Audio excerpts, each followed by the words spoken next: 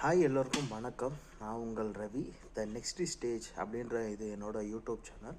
இதில் வந்து பார்த்தீங்கன்னா என்னோடய டெய்லி ஆக்டிவிட்டீஸ், ஒர்க்கு, குக்கிங் அந்த மாதிரி எல்லாமே போடுறேன். இப்போ வந்து ஒரு ஒரு ஒரு நமக்கு லைஃபுக்கு வந்து ரொம்ப இம்பார்ட்டண்டான ஒரு எஜுகேஷன்றது ரொம்ப முக்கியம். அதுக்கப்புறம் வந்து பார்த்திங்கன்னா நம்மளோட ஜாப் கேரியர்ன்றது வந்து நம்மளோட இன்கம் வந்து சில பேருக்கு வந்து பார்த்திங்கன்னா அவங்களுக்கு பிடிச்ச விஷயம் வந்து கேரியராக இருக்கலாம்.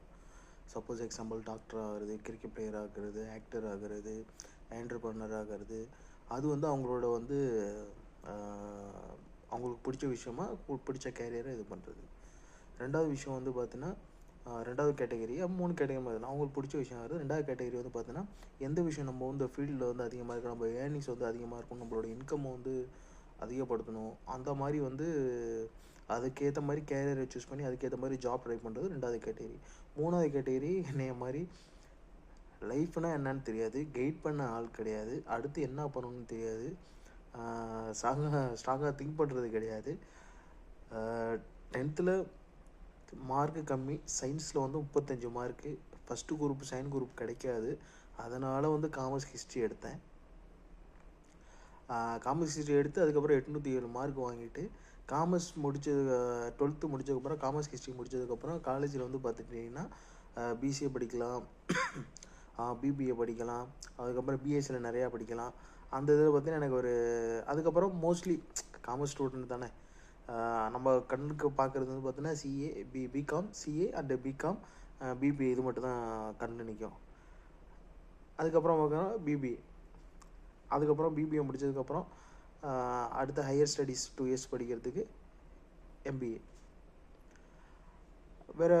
வேறு எதுவுமே இல்லாமல் காலம் போகிற போக்கில் அப்படியே போய் அதுக்கப்புறம் எம்பிஏ முடித்தாச்சு. அதுக்கப்புறம் வந்து பார்த்தீங்கன்னா என்னோடய இது வந்துன்னா மார்க்கெட்டிங் ஜாப் மாதிரி ஒரு டஃப்பான ஜாப் இந்த உலகத்தில் எதுவுமே கிடையாது. Marketing is the tough one. அது வந்து பார்த்துட்டிங்கன்னா கிளிக் ஆனிச்சுன்னா ஆள் எங்கேயும் தூக்கிட்டுவோம். ஆனால் கிளிக் ஆகிற வரையும் வந்து பார்த்தீங்கன்னா இப்போ ஒரு சில ப்ராடக்ட் வந்து பார்த்தீங்கன்னா கஸ்டமருக்கு வந்து நீட் இருக்கும், வாங்குவாங்க. சில பேர் வந்து பார்த்தீங்கன்னா நம்ம மார்க்கெட்டிங் பண்ணி நம்ம வந்து இது பண்ணாலும் ஒரு ராங்கான ப்ராடக்ட்டை வந்து பார்த்திங்கன்னா அது தள்ள முடியாது. ஏகப்பட்ட ப்ராடக்ட், ஏகப்பட்ட பாப்புலேஷன், மார்க்கெட்டிங்லாம் வந்து ரொம்ப ரொம்ப கஷ்டம். அது யாருக்கு மார்க்கெட்டிங் பார்க்குறவங்க அப்பா முடியெல்லாம் கொட்டு போயிடும். சரி, அது இல்லை, நான் இப்போ மார்க்கெட்டிங் கிடையாது. அதுக்கப்புறம் வந்து ஜாப் ட்ரை பண்ணேன், கேம்பஸில் ட்ரை பண்ணி கேம்பஸில் செலக்ட் ஆகி அது ஃபோர்ஜரி ஆகி சரியாக ஜாப் எதுவும் கிடைக்காம அதுக்கப்புறம் அப்ராடு வந்து கேஎஃப்சின்னு சொல்லி டீம் மெம்பர்னு ஒரு நான் சாதாரண வளர்ந்த பையன், சாதாரண ஜாப் அப்படின்ற சொல்லிட்டு தான் நான் செலக்ட் ஆகி போனேன்.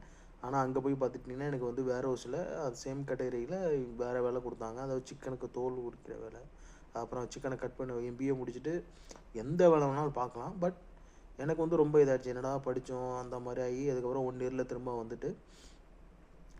1 இயர் வந்து ரொம்ப ஸ்ட்ரகிள்ங்க. லைஃப்பில் வந்து ரொம்ப ரொம்ப ஸ்ட்ரகிள். அதாவது எனக்கு வந்து எம்பிஏ படித்து முடித்த ஒரு 4 வருஷம் வந்து பார்த்திங்கன்னா எனக்கு வந்து பார்த்திங்கன்னா லைஃப்பில் வந்து ரொம்ப என்ஜாய் பண்ணேன். அந்த 4 வருஷம் திரும்ப வராது. நம்ம படித்து முடிச்சுட்டு காலேஜுக்கு கிரிக்கெட் சுற்றிக்கிட்டு கையில் காசு இல்லாமல் வீட்டில் உட்காந்துக்கிட்டு அப்பா அம்மா இது பண்ணிகிட்டு இருந்தேன்.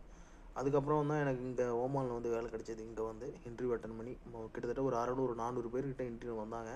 அதில் ஒரு 14 பேர் ஷார்ட் லிஸ்ட் பண்ணி ஃபஸ்ட்டு 7 பேரில் நானும் ஒரு ஆள்.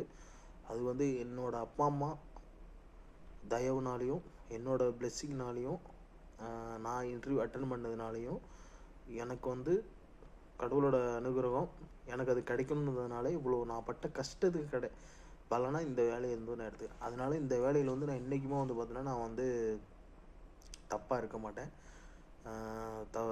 கண்டிப்பாக இந்த டியூட்டி ஹவர்ஸில் என்னோடய ஃபுல் பொட்டன்ஷியலையும் இந்த வாங்குகிற சேலரிக்கு நான் வந்து ரொம்ப நல்ல சேலரியோடு இருந்திருக்கேன். அதே மாதிரி தான் நீங்கள் கரெக்டான ஒரு லைஃப்பை வந்து இது ஒரு என்னோடய லைஃப் எக்ஸ்பீரியன்ஸ் தான் அது. ஓகே, 5 மினிட் 4 இது மாதிரி ஆகிடுச்சு. நம்ம மேலும் இன்னும் அதிகமாக வருது இருக்கலாம். இப்போ நான் பார்க்குற ஒரு சின்ன கிளிப்ஸ் மட்டும் இதில் ஆட் பண்ணி போகிறேன், பாருங்கள். தேங்க்ஸ் ஃபார் வாட்சிங்.